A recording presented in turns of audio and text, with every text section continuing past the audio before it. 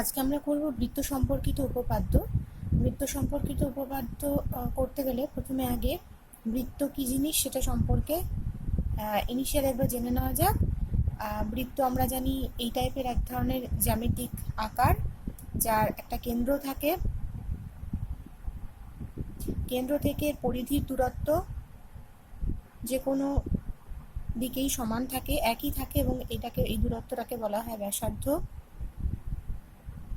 এই ব্যাসার্ধটাকে যদি আমি কেন্দ্রের মধ্য দিয়ে উল্টো দিকের পরিধির উল্টো দিকের বিন্দু অবধি বাড়িয়ে দিই, তাহলে আমরা যেটা পাই সেটা হচ্ছে 2 গুণ ব্যাসার্ধ বা ব্যাস। আচ্ছা, যে কোনো এই ব্যাস তো কেন্দ্রের মধ্য দিয়ে গেছে, কেন্দ্রের মধ্য দিয়ে যদি না যায় কিন্তু বৃত্তের দুটো পয়েন্টকে আমি যদি কোনো একটা লাইন দিয়ে যুক্ত করি, তাহলে সেইটাকে বলা হয় বৃত্তের জ্যা। আমরা একটা জিনিস পরিষ্কার দেখতেই পাচ্ছি যে ব্যাসার্ধ বৃত্তকে দুটো সমান ভাগে ভাগ করে, জ্যাও কিন্তু বৃত্তকে দুটো ভাগে ভাগ করে, কিন্তু দুটো সমান ভাগে ভাগ করবে না, নাও করতে পারে। ঠিক আছে, নাও করতে পারে কথাটা কেন বললাম, কারণ জ্যা তো অনেকগুলো হতে পারে, যে পরিধির যে কোনো দুটো বিন্দুকে যোগ করলেই যে লাইনটা পাওয়া যায় সেটাকে বলা হয় জ্যা ইন জেনারেলি। তাহলে বৃত্তের যে বৃহত্তম ব্যাস বৃত্তের যে বৃহত্তম জ্যা সেটা কিন্তু অ্যাকচুয়ালি বৃত্তের ব্যাস।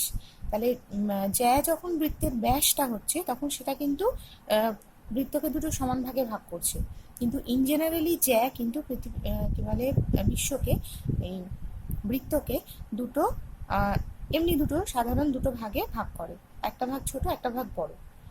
আচ্ছা, এবারে এখানে যদি আমরা নাম দিয়ে দিই, সাধারণত কেন্দ্রকে আমরা সি দিয়ে চিহ্নিত করি।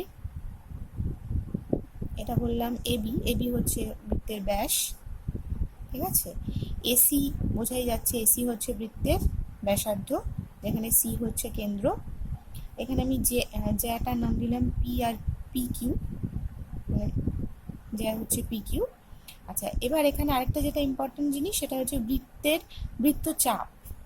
ঠিক আছে, বৃত্তচাপ জিনিসটা কি? বৃত্তচাপ জিনিসটা হচ্ছে যে কোনো একটা জ্যা, ঠিক আছে, বা বৃত্তের যে কোনো একটা বৃত্তের এই গোল অংশটা সেটাকে তো বলা হয় বৃত্তের পরিধি। এই পরিধির যে কোনো একটা অংশকে আমি বৃত্তচাপ বলতে পারি।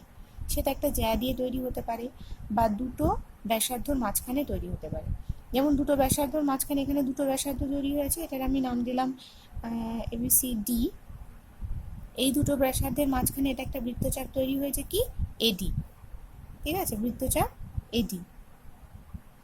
আবার এইখানে এই জ্যাটাও কিন্তু এখানে একটা বৃত্তচাপ তৈরি করেছে বা বৃত্তাংশ তৈরি করেছে বলা যায়। এই বৃত্তাংশটাকে বোঝানোর জন্য আমি কিন্তু যে কোনো একটা এর মধ্যে যে কোনো একটা নাম দিতে পারি, যেমন ও দিলাম নাম। তাহলে এইটাকে আমি কিন্তু তোমাদের বইতে অনেক সময় এইভাবে বৃত্তের একটা অংশকে বোঝানো হয়েছে, যেটাকে বৃত্তাংশ বলা হচ্ছে। ঠিক আছে, বৃত্তাংশ আর বৃত্তচাপের মধ্যে কোনো ডিফারেন্স নেই। তাও সাধারণত বৃত্তচাপ যখন দুটো ব্যাসার্ধ দ্বারা তৈরি হচ্ছে তখন সেটাকে বৃত্তচাপ বলা হচ্ছে, আর যখন এরকম মাঝে কোনো একটা পয়েন্ট দিয়ে আমি কোনো একটা বড় অংশকে বোঝাচ্ছি বৃত্তে, তখন সেটাকে আমরা বৃত্তাংশ বলছি, এবং সেটা কিন্তু এইরকম চিহ্ন দিয়ে বোঝানো হয়। ঠিক আছে, আচ্ছা, এগুলো হচ্ছে ইনিশিয়াল ব্যাপার বৃত্তে। এগুলো আমরা ছোটোবেলাতেও করেছি, আরেকবার তবু রিসাফেল করিয়ে নেওয়া গেল, যাতে করে এর পরের যে উপপাদ্যটা করাবো, আজকে একটা উপপাদ্য করাবো, উপপাদ্য 31, আর তারপরের উপপাদ্য নেক্সট দিন করানো হবে। তো উপপাদ্য 31টা কি বলেছে সেটা আগে লেখা যাক। উপপাদ্য 31-এ বলেছে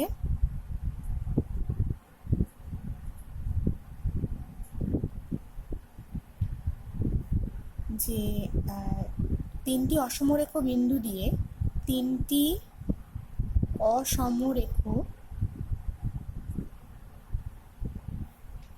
বিন্দু দিয়ে কেবলমাত্র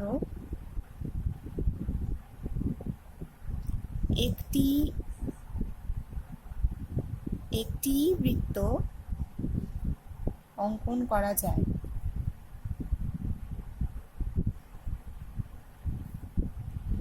আচ্ছা, এটা বুঝতে গেলে প্রথমে আগে অসমরেখ বিন্দু কাকে বলে সেটা জানতে হবে।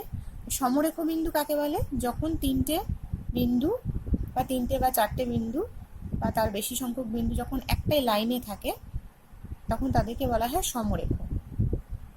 তাহলে অসমরেখ কখন হবে? যখন তারা একটা লাইনে থাকবে না। আচ্ছা, সবসময় আমাদের একটা জিনিস খেয়াল রাখতে হবে যে অসমরেখ দুইয়ের বেশি বিন্দু অসমরেখ হতে পারে, কিন্তু দুটো বিন্দুকে আমি কখনোই অসমরেখ বলতে পারবো না। কারণ কি? কারণ কিছু দুটো বিন্দুকে আমি যেভাবেই বসাই না কেন তাদেরকে আমি একটা সরলরেখা দিয়ে যুক্ত করতে পারবো। এই দুটো বিন্দুকে যেমন আমি এই সরলরেখা দিয়ে যুক্ত করলাম, এই দুটো বিন্দুকে এই সরলরেখা দিয়ে যুক্ত করলাম, এই দুটো বিন্দুকে এই সরলরেখা দিয়ে যুক্ত করলাম। তার মানে কি, এ বি সি এই তিনটে বিন্দুকে অসমরেখ বলা যায়, দুইয়ের বেশি সংখ্যক বিন্দুকে অসমরেখ বলা যায়, কিন্তু দুটো বিন্দুকে, সেটা এবি হতে পারে, বিসি হতে পারে বা এসি হতে পারে, তাদেরকে কখনোই অসমরেখ বলা যাবে না, তারা সবসময় সমরেখ হবে। সেটা যাই হোক, তাহলে তিনটে বিন্দু দিয়ে আমরা এখানে অসমরেখ যে বিন্দুটার কথা বলছি, অসমরেখ তিনটে বিন্দুর কথা বলছি, তাদেরকে আমরা এ বি সি দিয়ে চিহ্নিত করছি। ঠিক আছে? তোমাদের বইতে যে ধরনের যেরকম ছবি আছে আমি সেরকমই ছবি আঁকছি, এ বি সি। আমি যে জিনিসটা বুঝিয়ে দিচ্ছি, পরে ডিটেলসটা পড়লেই বোঝা যাবে। এই তিনটে অসমরেখ বিন্দু আমি নিয়েছি, তাহলে এ বি সি অসমরেখ। ঠিক আছে? এবার আমি কি করছি? এবার আমি এ বি কে যুক্ত করছি আর বিসি কে যুক্ত করলাম, তাহলে এ বি যুক্ত হলো আর বিসি যুক্ত হলো। ঠিক আছে? এবার আমি কি করলাম? এ বি এর একটা লম্ব সমদ্বিখণ্ডক নিলাম। লম্ব সমদ্বিখণ্ডক মানে এমন একটা লাইন যেটা এই সরলরেখাটার একদম মধ্যবিন্দু দিয়ে যাবে এবং এই সরলরেখাটার উপর লম্ব হবে, এই সরলরেখাটার সাথে 90 ডিগ্রিতে থাকবে। মোটামুটি এরকম একটা লাইন হবে, হলো। আর এইটারও যে লম্ব সমদ্বিখণ্ডক এরকম হবে। ঠিক আছে? এবার দেখি বোঝা যাচ্ছে যে এই দুটো লম্ব সমদ্বিখণ্ডক সবসময় কোনো না কোনো একটা পয়েন্টে মিট করবেই, সেটা হতেই হবে। তাহলে সেই বিন্দুটাকে আমি ও বিন্দু বললাম। আচ্ছা, তার আগে আমি এই দুটোর নাম দিয়ে দিই। এই দুটোর নাম আমি সাপোজ এটার নাম দিলাম পি কিউ আর এটার নাম দিলাম আর এস। ঠিক আছে? কিউ বিন্দুটা এখানে না দিয়ে আমি এইখানে কিউ বিন্দুটা দিলাম আর এইখানে এস বিন্দুটা দিলাম। ঠিক আছে? তাহলে পিএস একটা লম্ব সমদ্বিখণ্ডক, পিকিউ একটা লম্ব সমদ্বিখণ্ডক। তাহলে আমি এখানে কি করলাম? এ বি এর লম্ব সমদ্বিখণ্ডক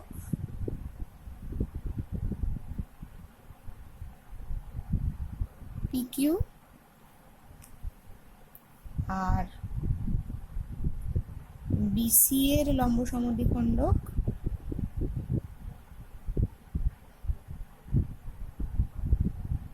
হচ্ছে আর এস। ঠিক আছে? এরা কোথায় মিট করেছে? পি কিউ আর এস ও বিন্দুতে মিলিত হয়েছে, ও বিন্দুতে মিলিত হয়েছে। ঠিক আছে? তাহলে এই বিন্দুটা হচ্ছে ও। এবার আমি কি করলাম? ও এ, ও বি আর ও সি যুক্ত করে দিলাম। ঠিক আছে? এইবারে এটা আমার মুছতে হবে, নাহলে আমি ফার্দার আর কিছু লিখলে জায়গা নেই।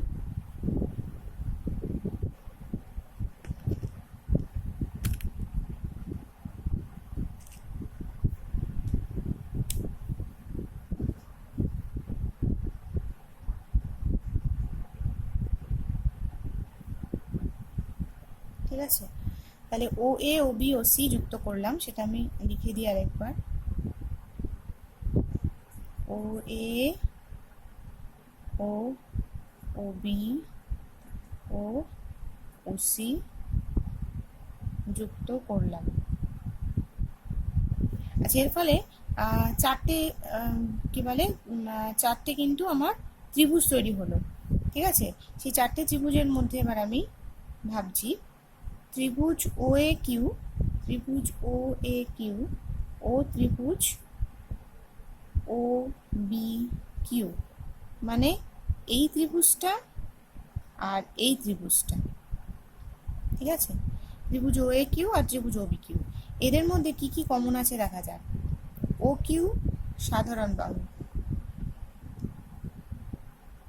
ঠিক আছে? ও কিউ সাধারণ বাহু,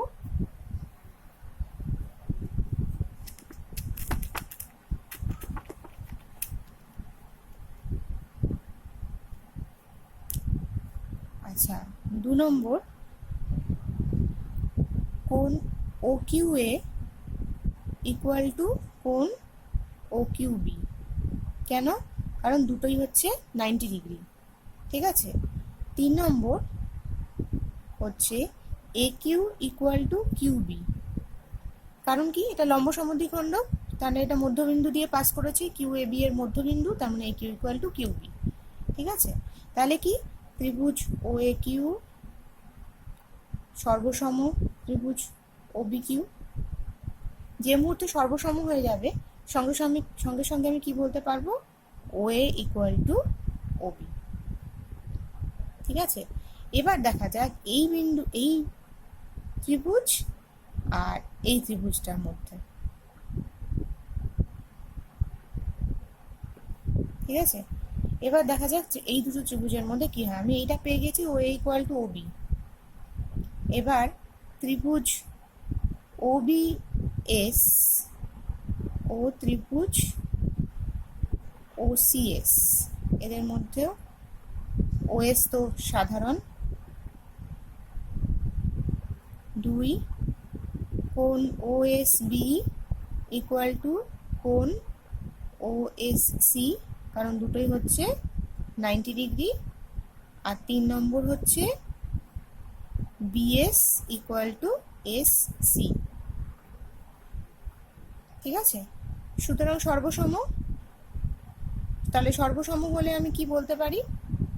সর্বসম হলে আমি ঝট করে বলতে পারি কি, যে O B equal to O C. তার মানে এই দুটো থেকে আমি কি কনক্লুশনে আসলাম, যে O A equal to O B equal to O C. তার মানে ও বিন্দু থেকে এইটার দূরত্ব যা, এই বিন্দুর দূরত্ব যা, বি বিন্দুর দূরত্বই তাই, সি বিন্দুর দূরত্ব তাই। তার মানে কি এ বি সি একটা বৃত্তের ওপর অবশ্যই অবস্থিত, একটাই বৃত্তের ওপর অবস্থিত, যে বৃত্তের কেন্দ্র হচ্ছে ও, এবং যে বৃত্তের পরিধির ওপর 3টে বিন্দু হচ্ছে এ বি সি, তবেই আমি এই জিনিসটা পেলাম যে O A equal to O B equal to O C. এই ও এ, ও বি, ও সি এই 3টে হচ্ছে ওই বৃত্তের ব্যাসার্ধ, এবং বৃত্তের কেন্দ্র হচ্ছে ও। তার মানে এ বি সি একটাই বৃত্তের উপর অবস্থিত, পরিধির উপর অবস্থিত, ঠিক আছে? আচ্ছা, এখান থেকে তোমরা টাস্ক, এই ইয়েটা তো করা হয়ে গেল।